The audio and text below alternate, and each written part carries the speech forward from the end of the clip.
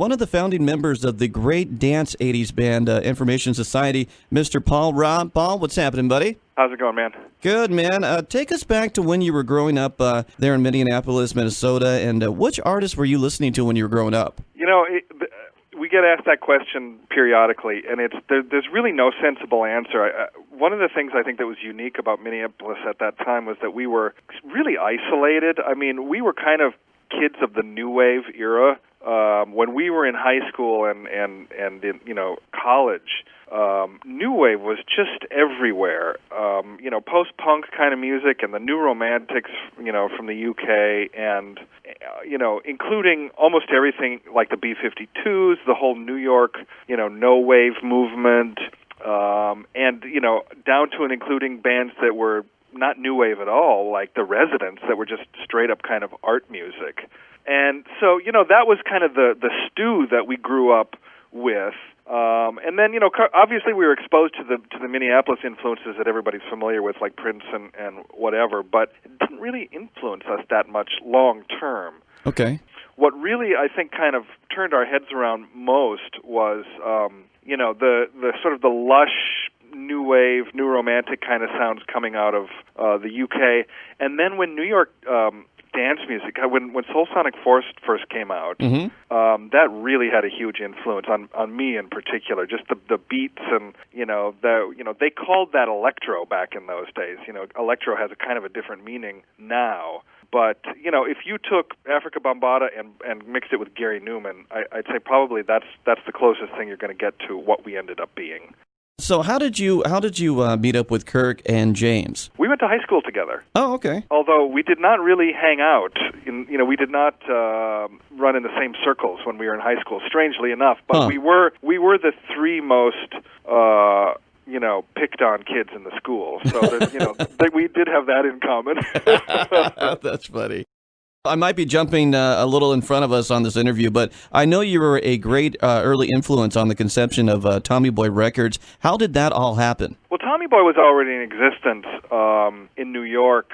As a matter of fact, Soul Sonic Force, Africa Bambaataa and all the sort of subgroups of that concept or that group of people were already out on Tommy Boy and we were still kind of in Minneapolis doing our Dada new wave kind of experimental sort of German music, and it was just a matter of exchanging influences. I think that music influenced us, although we were already listening to Kraftwerk, and Bambaata's biggest hit was nothing but a bite of the beat from Trans-Europe Express, right, mixed with the melody from Trans-Europe Express. No, what was I trying to say? The one about the French bike race. What's that thing called? Tour de France. That was the beat. Yes. And then the melody was Trans-Europe Express, with rapping on top. Right. So, we were kind of steeped in Kraftwerk from the whole time. So it was a natural partnership when they decided to pick us up after Running came out, which we originally released independently. And how did you guys come up with the track Running? That track was written by a member of the group who then, almost as instantaneously after we recorded it, decided he didn't want to be in the music business anymore. But the thing is, if you listen to the early demos of that track, it sounds nothing like what it ended up sounding like. I basically grafted what was a new romantic melody on top of those hip-hop beats that were coming out of New York at the time, and that was kind of the formula for Running. How did you guys even come up with the name Information Society? Is there a story behind that? Yeah, not much. Okay. Kind of a pretentious college story. We were very, very, very wordy and nerdy and pretentious when we first started, and so everything about us was very college-y. And so Information Society was kind of, there was that Alvin Toffler book, Future Shock, and futurism was a thing back then. The future's coming and get ready. And so people were starting to bandy about this term Information Society, and what they were talking about was what we're living right now. And so we just thought, that's a cool name for it. And also it had the added benefit that it could be shortened to INSOC, which for some reasons kind of sounded to us like INGSOC in Orwell's 1984, so it was ultra nerdy, in that respect too. Gotcha. For our first 2 or 3 years when we were a local band, we were just called INSOC. And then we made the decision that didn't really mean anything, to people who weren't already, hip to the story. So, right. But yeah, and I mean, I guess futurism was the guiding kind of aesthetic of the band from the beginning all the way to the very end. Okay. I was just saying the other day, it's amazing how much faster, the quote-unquote information society arrived than anybody thought it would. Yes. And it's also amazing how much more boring it is than we thought it would be. So true. We should have known everyone would use all this fantastic technology to, get sports scores and porno and whatever, We were thinking, it was going to, change the world. Right. And we would provide the soundtrack. Of course. That's so funny. And then after you guys released the hit single Running, it was absolutely time for you guys to leave your mark on the national charts with one of my personal favorite songs, What's on Your Mind, Pure Energy. And I can actually still remember going to the clubs and hearing that tune blaring out of the house speakers. And how did you guys put that song together? After Tommy Boy signed us just for the single, which was their way of doing things, low risk, and Running was so huge, they'd signed us to do a whole album, and we tried to do that album on our own in Minneapolis, and it just kind of sucked. And so they were at the moment they were negotiating a deal with Warner Brothers to be kind of like half gobbled up by Warner Brothers or something. So they got on the phone with us at one point and said, "Yeah, your album's not really working for us, and so we need to we're flying out to talk to you, like tomorrow." Yikes! And we were like, "Oh God, this is it." And instead, who showed up was the president of Tommy Boy and an A&R guy from Warner Brothers, and they said, "Yeah, we think you need a producer is what we think you need."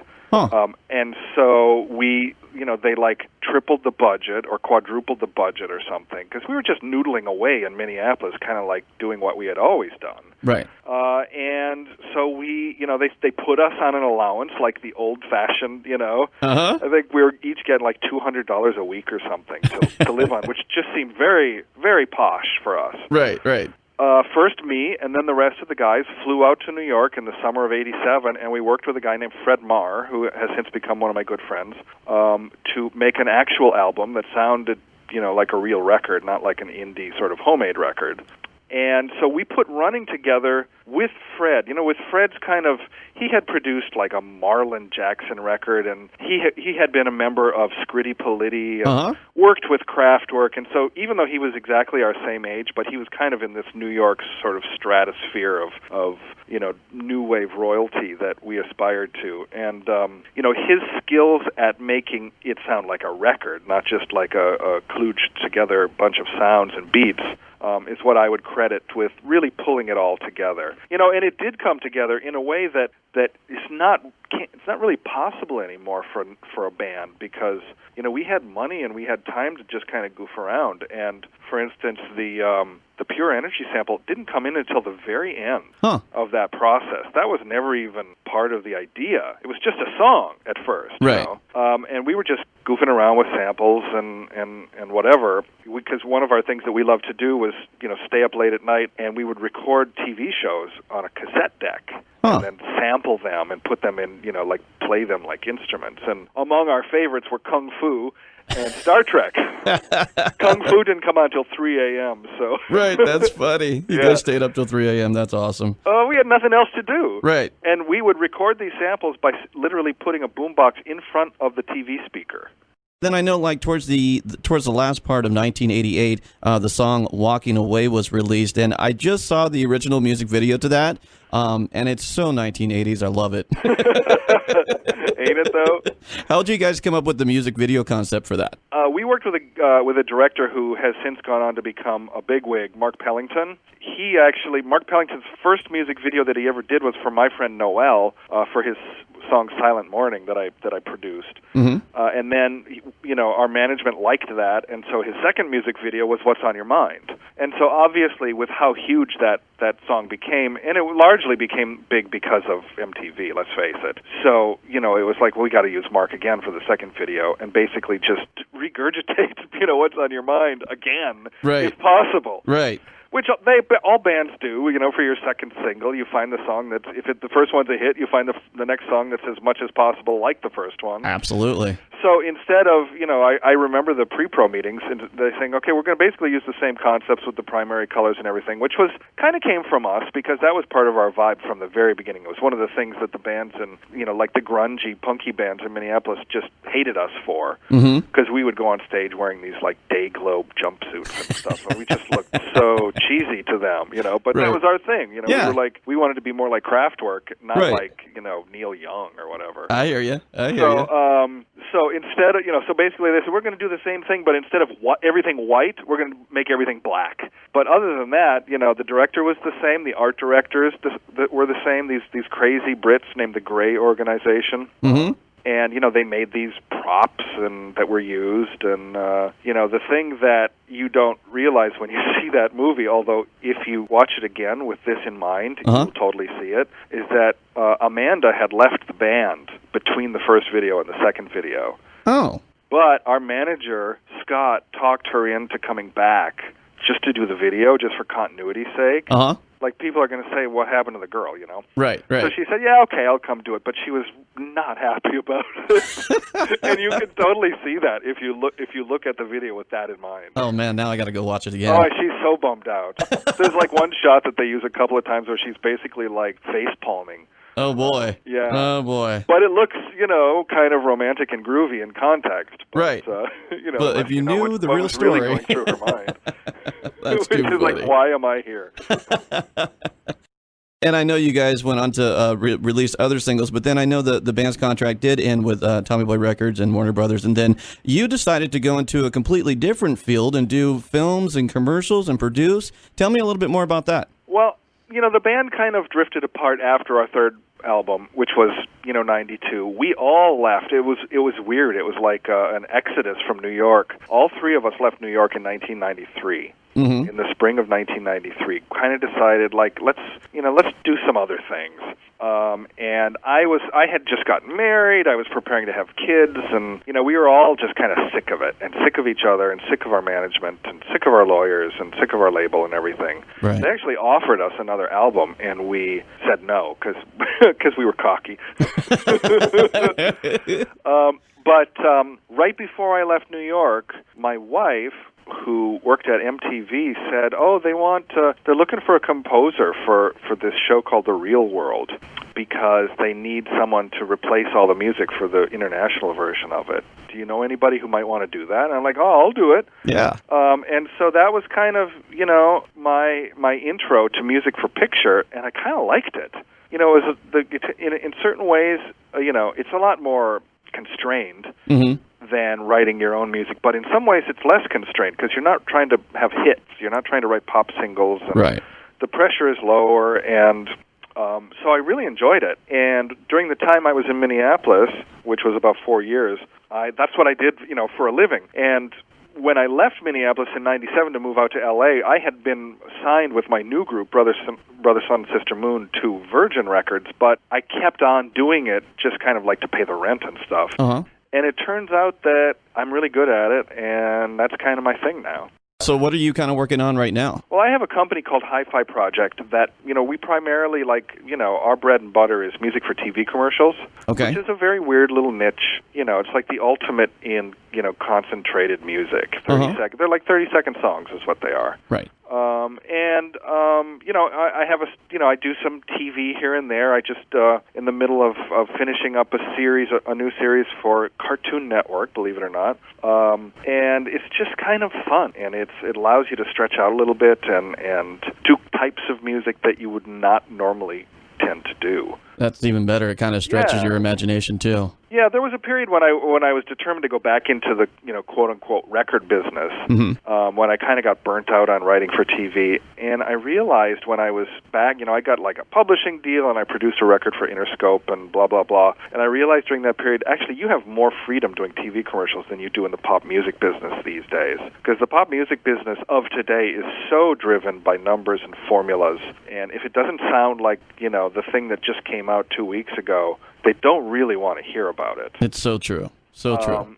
Which is why so much music of today sounds so trivial to me. Mm-hmm. Not Me that too. it's not crafted well, but Right. it's kind of like eating Tang directly out of the jar with a spoon. It's like it's okay for the first second, but how can you keep going? After it dissolves, it kind of yeah. Yeah, and I mean we I guess we probably have a share of the blame in that sort of Yeah. The music industry has just changed so we were not much. exactly the deepest act in the history of pop music, but compared to the pop music of today, we were like philosophers, kings, I think. Yeah, I mean, and you guys were, in my personal opinion, kind of one of the founding members of the, dance scene of the 1980s and house music that came later or that was already there. It just kind of pushed it to the forefront. And I always remember in your videos that you guys were just having fun, like it was one big party, which is always a good thing. Well, that was kind of one of our things, is that we did see ourselves as a dance band.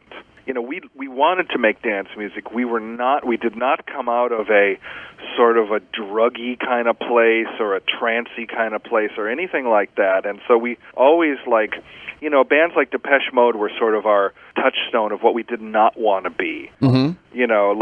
Like droning away and, singing about how awful everything is and, how isolated we are. Right. And, we always felt like there was some wisdom in humor as well. And, even though, ironically, we end up being sort of lumped together with bands like Depeche Mode nonstop, Right. But I think it's more to do with the sound of Kurt's voice and the fact that we're electronic, really, than anything about the music itself. And I think that was just so different back then too. I mean, the mid '80s when you guys actually came onto the national charts, it was so different that I think a lot of people just, liked it because it was great music, but it was just so different than everything else that was out. Oh yeah, that's the thing. I mean, it seems so quaint now, right? But at the time, it was a goal of ours that we took a lot of grief for saying we want to be an all electronic band, and which was not easy to do. I mean, just from a logistical and musical standpoint, it was hard to be an all electronic band and make it sound decent. Now, all pop music is all electronic, right? But at the time, it was kind of a novelty, and people didn't really like it. I can remember playing concerts, like right before we kind of broke with running, where we'd have people standing right in front of the stage saying, you're 10 years too late. Disco sucks. Disco's over, man. It's like you are so from the wrong generation to get what we're doing now. Yeah. That's funny. We even wrote a song called "Disco's Not Dead; It's Only Sleeping." Nice. And I would reference the pop charts of today as evidence that bears that out. Yeah, absolutely. That's too funny. Good try. Good title. I like it. Yeah. I like it, man. It's a terrible song, though. All right, Paul. Well, thank you so very much for tonight. I appreciate it. My pleasure. It was great talking to you.